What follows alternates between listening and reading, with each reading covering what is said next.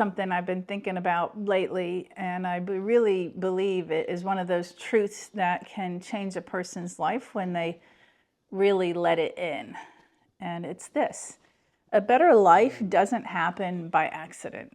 That sounds simple, maybe even obvious at first, but I think it is much deeper than it actually sounds, because I think a lot of people want more peace and more happiness and better habits and better relationships and more confidence and more consistency and better performance and more emotional freedom.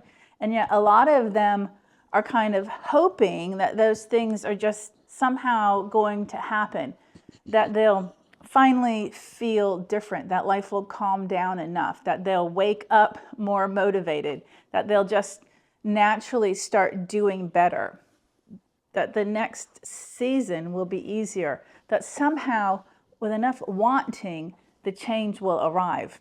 But the truth is, a better life usually does not just appear because you want it. It gets built. And it gets built through what you keep practicing and reinforcing and repeating and feeding. And that is the deeper truth here. Because a lot of people are reinforcing the life they already have without even realizing it. They are reinforcing it through their thoughts and their habits and their reactions. What they do when they actually feel uncomfortable, what they focus on, what they tolerate, what they repeatedly tell themselves, what they keep reaching for, and what they keep rehearsing emotionally and mentally and behaviorally. And that is what shapes life. And I think one of the biggest reasons people stay stuck is not because they don't want something better. It's because they are unintentionally practicing the very states they say they don't want. And that's a light bulb moment. They want peace, but they keep practicing pressure. They want confidence, but they keep practicing self-doubt. They want healthier habits, but they keep practicing the emotional patterns that pull them right back into the old ones. They want happiness, but they keep feeding what drains them. They want better relationships, but they keep rehearsing defensiveness and tension and impatience or shutdown. They want better performance, but they keep repeating the same inner patterns that break trust and increase pressure and throw them off. And that is huge, because once you see that, life starts making a lot more sense. So now change stops being some vague, mysterious thing that either happens or doesn't. And now you can look at it more honestly. Now you can ask, what am I reinforcing? What am I practicing? What am I feeding? What keeps getting stronger in me because I keep giving it time and attention and energy and repetition? And those are powerful questions. And I think this matters because many people spend so much time trying to figure out what they want, but not nearly enough time looking at what they are actually building with their daily life. And daily life is building something. The way you think every day is building something. The way you respond every day is building something. The way you talk to yourself every day is building something. The way you eat, hurry, spiral, recover, numb, breathe, or even react is building something. You are building something whether you mean it or not. And I think part of maturity is realizing that. Part of growth is realizing I am not just having a life, I am reinforcing one. And that is such a different mindset, because if you think life is mostly happening to you, then you stay passive. But if you realize your patterns are shaping what becomes normal for you, now you become more intentional. And that is where so much real change begins. Not in one giant dramatic breakthrough, not in one emotional high, not in one perfect Monday morning, not in one bold declaration, but in the quieter realization that what I keep repeating is shaping what I'm becoming. And that is a big deal. And I think about this in stress first, because a lot of people say they want peace, they want calm, they want to feel better, they want to be less stressed, they want to feel more grounded. But if you really look at how they are living, many are practicing the opposite all day long. They are practicing rushing, practicing overthinking, practicing doom scrolling, practicing tension in the body, practicing carrying one hard moment into the next, practicing staying mentally 10 steps ahead, practicing pressure, practicing urgency. So now again, I say that gently, not because people are doing something wrong, but more because if a person spends all day rehearsing a stress state, that stress state becomes more familiar. And what becomes familiar becomes easier to return to. And that is why peace takes intention. Not because peace is fake, not because peace is hard to access and only for a few special people, but because peace is not usually what people are accidentally rehearsing all day. So if someone wants peace, they have to begin practicing things that support peace, not hoping that peace will somehow appear while they keep feeding the opposite. And that is a huge shift. And I think about this in confidence too, because people want confidence so badly. They want to trust themselves. They want to feel steadier. They want to stop second guessing. They want to stop feeling so fragile and thrown off. But many times they are practicing self-doubt every day.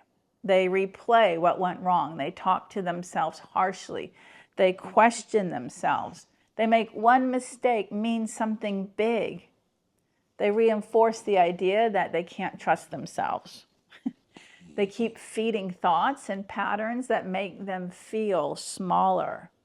And then they wonder why confidence isn't growing.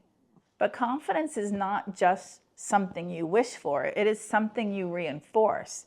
The way you respond after a mistake reinforces your recovery. The way you recover reinforces something. The way you speak to yourself reinforces something. The way you interpret challenges reinforces something, and that matters.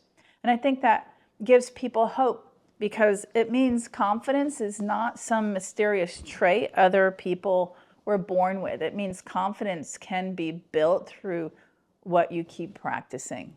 And that is powerful. The same is true with habits. So many people want better habits, like better eating and better routines and more consistency and less procrastination and less emotional reactivity and less numbing and less self-sabotage. But again, they often keep reinforcing the very patterns they say they want to stop.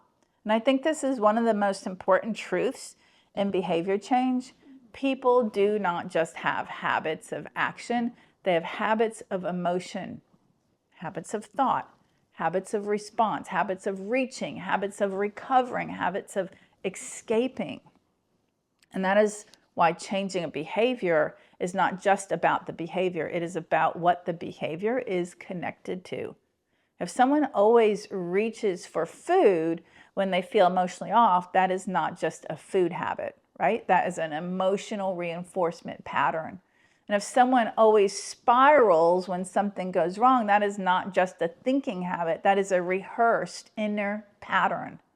And if someone always gets discouraged and gives up quickly, that is not just bad luck. That is practiced response. And that does not mean people are broken. It means they are practiced. And practiced things can be retrained. And that is such a freeing idea, because when the question is not, why am I like this? The question becomes, what have I been reinforcing?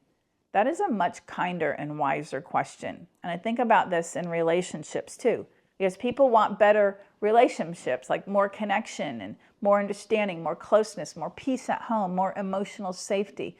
But again, what gets repeated becomes normal. And if a person keeps practicing defensiveness, that shapes the relationship. And if they keep practicing impatience, that shapes the relationship. And if they keep practicing criticism and withdrawal and sarcasm or emotional pressure, that shapes the relationship too. And the opposite is also true.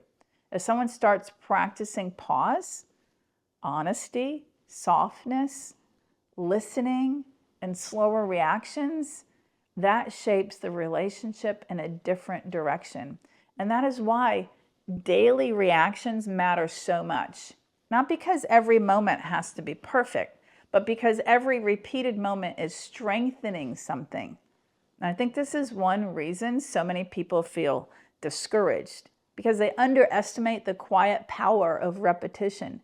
They respect the huge moment, the dramatic shift, the big win, the bold breakthrough, but they overlook the small repeated things that are quietly shaping everything. And those things matter more than people realize. So one better pause matters. One softer tone matters. One less reactive moment matters. One time not carrying the last thing into the next thing matters. One time catching yourself matters. One moment of more honest self-awareness matters. Because what you repeat becomes more available, and that is how life changes. And I think about this in performance too. This fits so strongly in your world and mine, because athletes, golfers, shooters, high achievers, all of them can accidentally practice the exact inner states that hurt them. They want better performance, but they keep practicing panic. They want more consistency, but they keep practicing carryover. They want confidence, but they keep practicing mistrust. They want freedom, but they keep practicing trying too hard. They want the zone, but they keep reinforcing tension and urgency and self-consciousness and over-control. And that is why performance is not just mechanics. It is pattern. And a better performance life does not just happen by accident either. It gets built through what you repeatedly reinforce internally. And that is such a powerful truth, because now the athlete, the shooter, the golfer, the high achiever, they all start seeing that inner habits matter as much as their outer effort. And that opens the door for real change. And I think the same is true with happiness. People think happiness is something that either happens or doesn't, something life gives you or withholds from you. And yes, life circumstances matter, of course they do. But I think many people unintentionally reinforce unhappiness too. They keep feeding resentment. They keep feeding comparison. They keep feeding pressure. They keep feeding what drains them. They keep feeding the same story that keeps them stuck in dissatisfaction. And that does not mean they are choosing misery on purpose, but it does mean they may be helping the wrong things grow. And that is an important distinction. And I think one of the most important and empowering questions a person can ask: what am I helping grow in my life right now? Am I helping peace grow or pressure? Am I helping trust grow or fear? Am I helping confidence grow or self-doubt? Am I helping healthier habits grow or the same old pattern? Am I helping presence grow or constant reactivity? And that question can change a lot, because once you start seeing your life through the lens of reinforcement, everything gets clearer. So now you stop expecting change to happen by accident. And now you start taking your repeated inner life more seriously, not in a heavy or perfectionistic way, in an intentional way. And that is different, because this is not about becoming rigid or obsessed. It's not about micromanaging every single thought. It is not about pressure. It is about waking up to the fact that what you repeatedly do matters. What you repeatedly think matters. What you repeatedly feel and feed matters. What you repeatedly return to matters. And that is life building. So, how do we use this in a practical way? I think the first step is simple. Get honest about what you are already reinforcing. Not what you say you want, not your ideal self, not your best intentions. What are you actually reinforcing? What are you practicing mentally? What are you practicing emotionally? What are you practicing behaviorally? What are you feeling with your attention? And that inventory right there is really powerful. So then the second step is pick one state you really want more of. Peace, confidence, consistency, self-trust, patience, happiness, steadiness, whatever it is, just one. And then ask, what would I need to practice more intentionally if I really wanted that state to grow? Not someday, this week.